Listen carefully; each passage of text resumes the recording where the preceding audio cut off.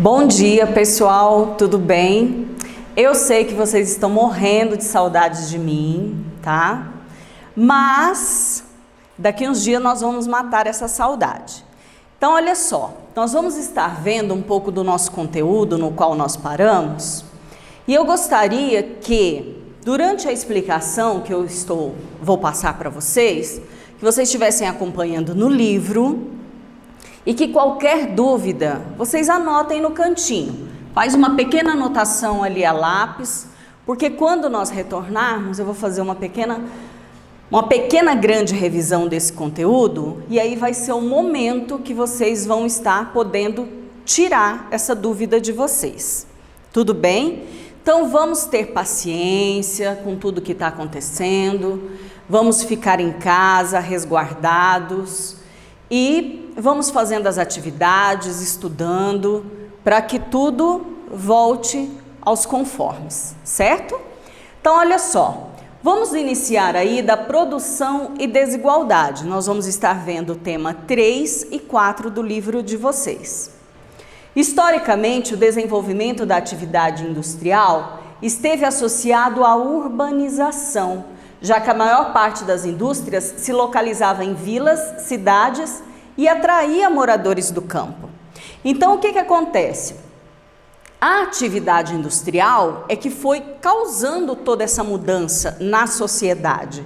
Porque as pessoas moravam no campo, elas tinham uma vida mais difícil, elas tinham a preocupação com os filhos para estudar, e as indústrias começaram a surgir e eles começaram a ver então uma nova oportunidade para eles.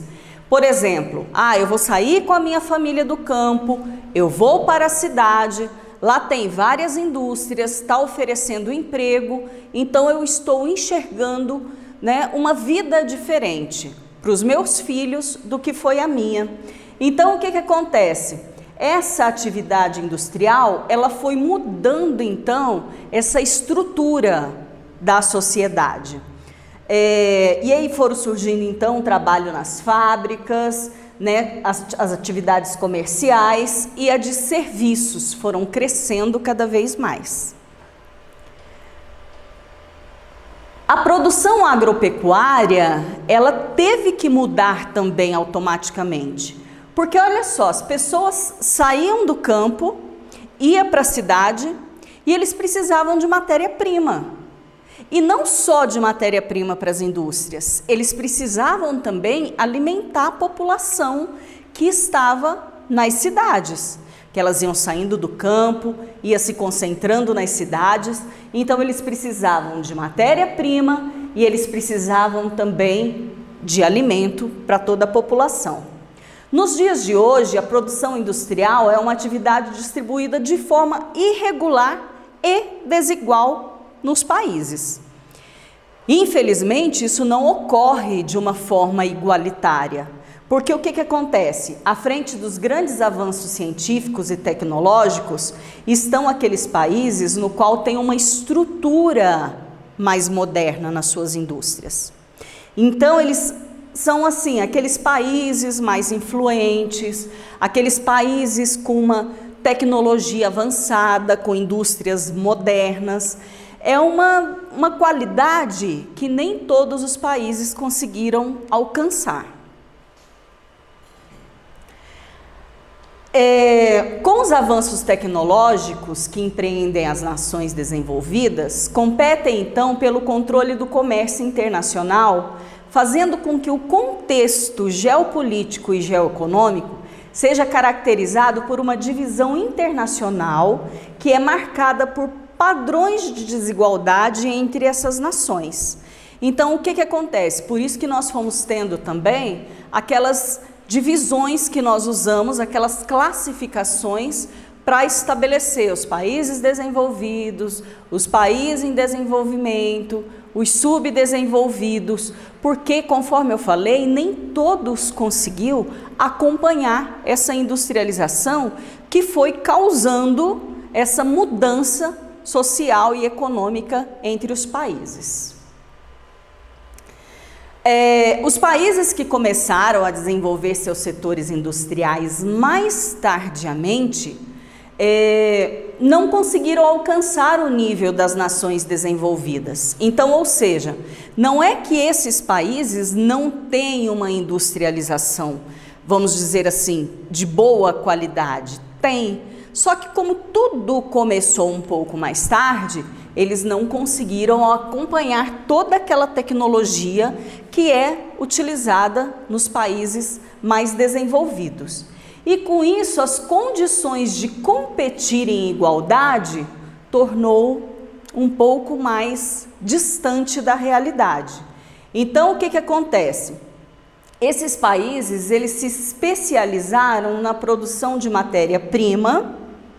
Então, eles fornecem matéria-prima para vários países que não tem como produzir toda a matéria que eles precisam.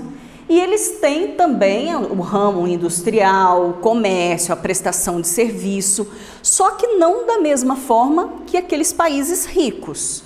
Então, nós temos aí como exemplo o Brasil, o México, a África do Sul, né, que nós podemos estar aí dizendo que se encontra nessa situação. E ao mesmo tempo nós temos um outro grupo, que é aquele grupo que ele é apenas exportador de matérias-primas. Tanto a indústria quanto o comércio existe. A Alessandra está falando que não existe? Não, existe. Só que ainda está um pouco mais atrasado do que outros países em desenvolvimento. Então nós temos aí a Bolívia, nós temos o Congo, que se encontra nessa situação aqui de exportadores de matéria-prima. A produção de alimentos. Gente, vamos pensar um pouquinho. Nós temos aí muitos países exportadores de matéria-prima, né? Então, assim, muitos países no qual a agricultura produz em grande quantidade. Só que, de acordo com a Organização das Nações Unidas para a Agricultura e Alimentação, a FAO, a produção agrícola no mundo, embora ela seja a maior já registrada e seja o suficiente para atender a todos, alguns fatores de ordem política, social e econômica faz com que ainda existam milhões de pessoas que passam fome e que estão na situação de subnutrição. E aí acaba comprometendo a segurança alimentar. Por exemplo, se eu falar assim para vocês, olha, lá na África existe uma grande questão que ocorre, né, sobre a questão da fome. Sim, existe. Só que não é só na África. Nós temos o problema, né, da fome, nós temos o problema da subnutrição aqui no Brasil, em outros países. É uma questão que ocorre em todos os lugares, só que em proporções diferentes. A existência da fome e da subnutrição no mundo torna-se ainda mais grave se considerarmos que todos os anos milhões de toneladas de alimentos são descartados no lixo.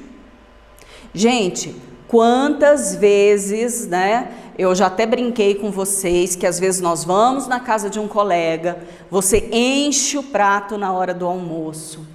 E aí depois você acaba não gostando do que você colocou no prato e esse alimento muitas vezes acaba indo para o lixo e ocorre um desperdício muito grande. Lembrando que aquilo que você jogou que estava no seu prato, né? Uma pessoa que passa fome, que está naquela condição de estar passando fome, de estar em subnutrição, muitas vezes ele não tem aquele alimento. Aquele alimento para ele, às vezes, é o que ele come durante uma semana, vamos dizer assim. É lógico que eu exagero um pouquinho, mas vocês me conhecem. Mas existe aí a questão da perda e a questão do desperdício. Olha só, a perda é quando o alimento é descartado no lixo antes de chegar ao consumidor. Ou seja, porque estragou. Vamos imaginar o seguinte, naquela época em que os caminhoneiros entraram em greve, teve a perda de muitos alimentos. Por quê? As mercadorias acabavam estragando dentro dos caminhões. E quando era para chegar até a população, ou que muitas vezes nem chegava, o alimento já estava estragado. Então ocorria a perda desse alimento. O desperdício já é diferente. O desperdício é quando o alimento está em condições para o consumo, mas o vendedor ou consumidor o descarta, né, no lixo antes de estragar, ou seja, é algo que ainda está bom. Ele serve para alimentar uma população, para alimentar uma pessoa, e você joga no lixo. Uma vez eu vi uma situação que eu fiquei com o coração partido. Um produtor de leite, ele estava, né, passando por uma determinada situação, no qual esse leite ia estragar, acho que foi até na época da greve dos caminhoneiros mesmo, e ele descartou uma grande quantidade de leite. Ou seja, isso foi um desperdício, né? O leite estava ali próprio para o consumo e foi desperdiçado. Então vamos ficar muito atentos no nosso dia a dia com essa questão do desperdício. Nós temos a questão da diplomacia e as organizações multilaterais. Né? Às vezes nós estamos assistindo um jornal, assistindo uma reportagem, e aí muitas vezes aparece essa palavra diplomacia, diplomata, e às vezes nós não entendemos nada. Então a diplomacia é o caminho pelo qual a resolução de conflitos ocorre com a mediação de representantes de Estado ou de organizações internacionais. As ações diplomáticas, ela tem o objetivo de conduzir negociações para evitar conflitos armados. Olha só, no início do nosso capítulo, quando que eu estava introduzindo o assunto, nós falamos até sobre essa questão de conflitos que podem ser evitados. Então, o diplomata, a diplomacia, ela está ali justamente para tentar negociar, para evitar que esses conflitos ocorrem. Então, o que acontece? Quando esse conflito, quando é entrado num acordo, vamos dizer assim, pode evitar, né, conflitos armados, no qual a população inteira vai sofrer, e muitas vezes isso ocorre por questões banais, que seriam assim, ao nosso ver, fácil de se resolver. Lembrando que muitos países, eles têm aí o seu arsenal militar, né, com armas nucleares, envolvendo armas químicas e biológicas, que igual eu comentei com vocês, muitos nem sabem qual é a proporção de destruição dessas armas. Tiago? As organizações multilaterais são aquelas que envolvem a participação de países em suas decisões para evitar esses conflitos de ordem política ou econômica, que muitas vezes ocorre por disputas de fronteiras ou por algumas outras formas. Então nós temos aí, nessas organizações multilaterais, a ONU. A ONU, ela está ali justamente para remediar esses conflitos, para evitar que eles aconteçam. Quando tem algum problema em algum país, ela sempre vai estar intermediando. Nós também vimos já em nossa aula a questão dos palestinos, né? Que tem sempre a intervenção da ONU. Nós falamos também sobre a questão da Venezuela, que teve a intervenção da ONU para poder amenizar a situação. E nós temos também a Organização Mundial do Comércio, a OMC, que também interfere aí por questões de ordem econômica. E lembrando também que essas organizações multilaterais, existem também os blocos econômicos. Nós podemos citar aí a União Europeia, que é um grupo muito forte, né? Um bloco muito forte. Nós temos também o Mercosul, que estão ali fazendo acordo entre eles, que tem adesão de vários países, né? A União Europeia tem adesão de 28, o Mercosul já é um bloco menor, mas o que acontece? Entre eles ocorre a livre circulação de pessoas e de mercadorias, que além da implantação de políticas comuns. Então, assim, eles têm as suas diferenças, nós não podemos comparar o bloco da União Europeia com o Mercosul, mas lembrando que são blocos também que pretendem aí, que têm algumas finalidades em comuns. A Organização das Nações Unidas, a ONU. Após o fim da Segunda Guerra Mundial, em 1945, representantes de 50 países se reuniram e redigiram a Carta das Nações Unidas. Qual foi o objetivo dessa carta? Era de evitar guerras e promover a dignidade humana. Então, a ONU ela é constituída de 193 países membros e é o maior órgão multilateral do mundo, com escritórios espalhados por toda a região e com o objetivo, lembrando, de evitar guerras e promover a dignidade humana. Nós temos também alguns programas que são vinculados à ONU. Nós temos a FAO, que eu já até comentei, que é a Organização das Nações Unidas para a Alimentação. Nós temos a UNESCO, que é a Organização das Nações para a Educação, a Ciência e a Cultura, que atua nas questões, de preservação do patrimônio histórico. E nós temos um que está sendo muito falado nos dias de hoje, que é a OMS, que é a Organização Mundial de Saúde, que atua nas questões relacionadas à saúde da população mundial. Então, com toda essa questão que está ocorrendo no mundo em relação ao coronavírus, a OMS, ela está atuando nessa questão para ajudar, o mundo inteiro a passar por esse processo. Tiago?